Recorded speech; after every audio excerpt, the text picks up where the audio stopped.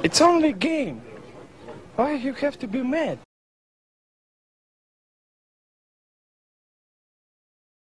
What is up, heroes of Dominion? My name is Charlie. This is Hero Wars Central, and today is the first day of June, and it is a beautiful time of year. Spring/summer is always my favorite. It's not quite too hot. It's not cold. It's just right. I love it. June 1st. Let's go. Today's video is about Peppy. Peppy is a event hero that's going on right now on the mobile platform, and hopefully you've had a great opportunity to collect a lot of her soul stones, and if you haven't, then might I suggest you do so. It is really difficult to get Peppy soul stones anywhere in the game. She's a later on hero.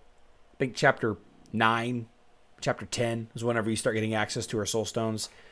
Maybe sooner than that. No, I think it is chapter 9. But she's an interesting hero. She's got some random abilities that are kind of a little crazy, as seen in this picture here. But let's spend about 30 seconds on the tier list. I have 5 tiers, and my tier list is about utility and usability, less than about how a hero compares to another hero as far as power level. This tier list isn't going to tell you how Peppy as a magical damage dealer is going to fare as compared to Satori or even Lars Krista. Nothing like that. This is merely a tool to show new players where she fits in a team building situation, and we'll talk about where I decide that she best fits in my unique tier list later on in the video. But first, let's talk a little bit about Peppy, her stats, skills, skins, glyphs, and artifacts, and then we'll chat about some fun teams.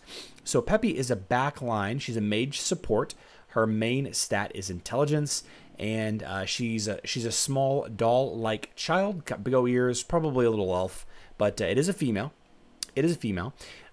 4 skills. We have Masquerade. Deals magic damage to each rival, stunning, blinding, or slowing them for 6 seconds. This is a 30% magic attack modifier, which is relatively low in the grand scheme of things. However, this ability, being her activated ability, it's incredibly random. You can stun, blind, or slow an enemy, and it hits all enemies. It hits the entire team, right? And the damage is done to everyone. It's not just to one hero, and it's not divided up.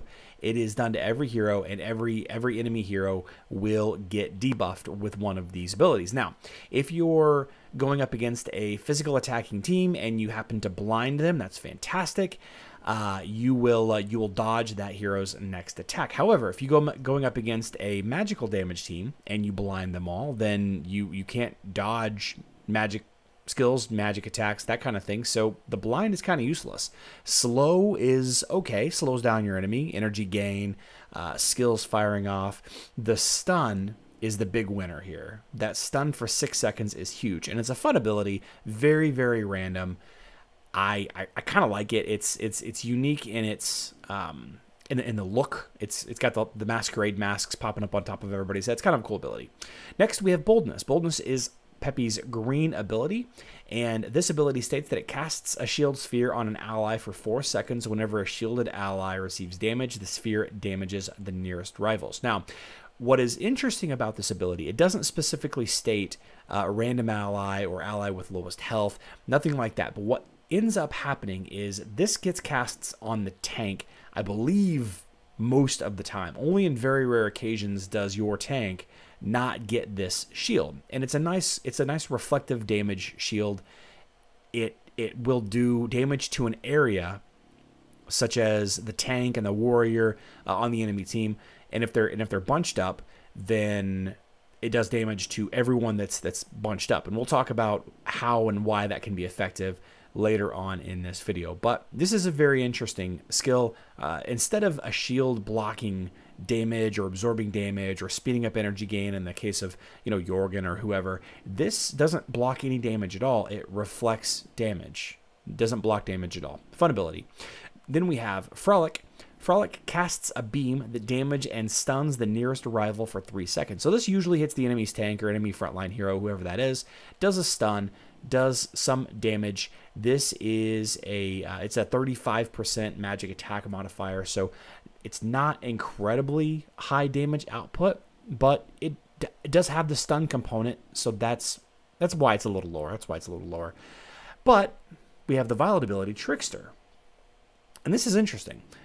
Frolic gains a chance to deal double or quadruple damage. So going back to that Frolic, that 35% modifier, you effectively have a 70 to 140% magic attack modifier on that Frolic beam while also stunning. And it's, you know, has a chance, so it's random, right? You can see here that the double damage chance, at least at this point, is 75%, and the quadruple damage chance is 32.5. So 1 in 3 chance roughly to do massive damage to a single target, usually the enemy tank, sometimes the enemy warrior in that second position, but it's random. it's random.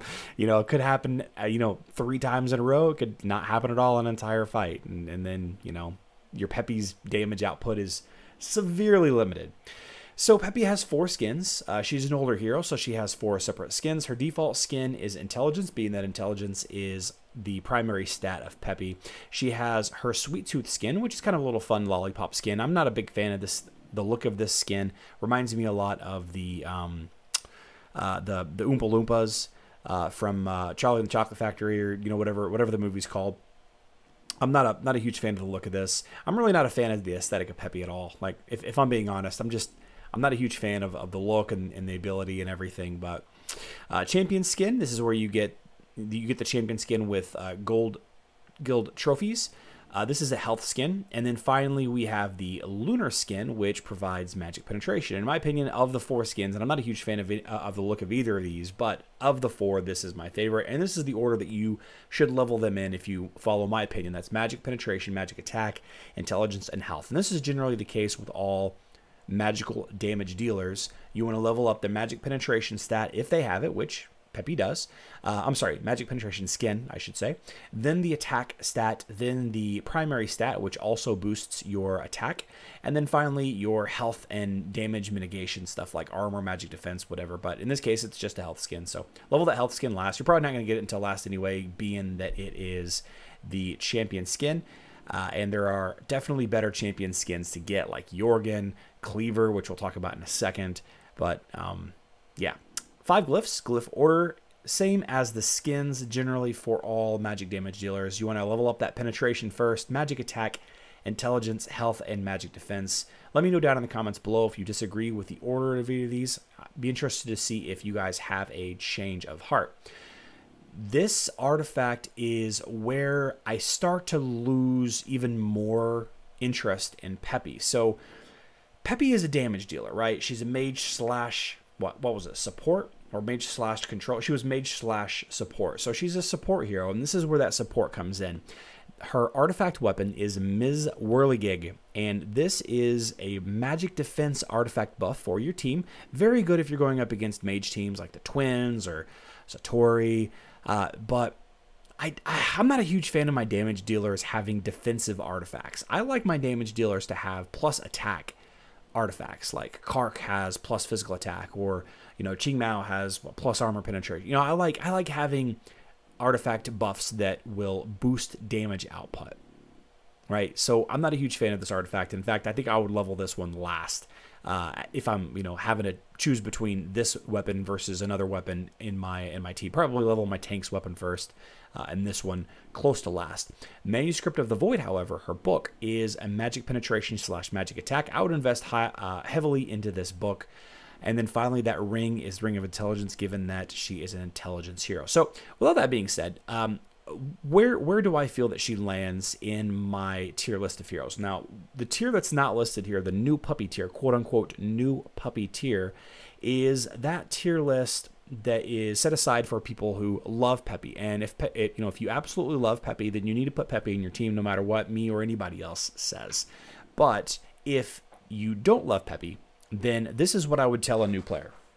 So I don't think that she's a PvE hero at all. Hero tier hero at all. Because of her crazy randomness, I don't think she's effective against bosses or tower fights or, you know, any of that. If you're looking for somebody to do stuns, then grab Phobos. Do like a Phobos faceless combo to, you know, to stun some enemy bosses or stun some enemy heroes in the tower. not a great PvE hero. Maybe in the Outland fight, but even then there's way better choices. There are a few teams that she does excel in the arena, so she's not dead battery. However, I would err on the side of suggesting not to level up Peppy for a new player because of how niche her abilities are. And that kind of lends itself to the stop sign tier, if you ask me. So stop sign tier is it's a tier list that you kind of need to build a team around the hero, and it's also characterized by the fact that the hero in question doesn't bring utility to every single team. You wouldn't sub Peppy in to every single team, and you would certainly not sub her in against certain teams. Maybe if you needed just a little bit more magic defense against certain mage teams and you happen to have a Peppy already leveled up, but even then, a Rufus is a better option. Faceless provides a team's magic defense. You've got Cornelius taking out, single target mages. There are better support heroes to go up against mage teams. So I feel that she's a stop sign tier. And let's talk a little bit about those teams. Actually, so actually real quick, let's say, obviously she's not a water bottle tier hero because she doesn't bring utility to every team. She can't be added to every team. I wouldn't add her into my Kark team, for example. I wouldn't add her into my, my fun new Dodge team on my baby Facebook server. So let's talk a little bit about some of the teams that she finds herself in. She is uniquely strong with Cleaver. Cleaver has a self-damage, which, maybe we'll do a combo video of it sometime this week as well. But Cleaver has a nice self-damage that if you put that shield, that Boldness shield on there, as Cleaver collects the back line of the opponent, it does a lot of damage because he's self-damaging. The enemy heroes are damaging Cleaver, does a lot of damage. And the Cleaver Peppy combo is strong for a lot of reasons. Well, one that I just mentioned, but also because it involves the tank, and not a lot of synergistic teams involve the tank. And why is that important? Well, that effectively leaves 3 slots open for another combo.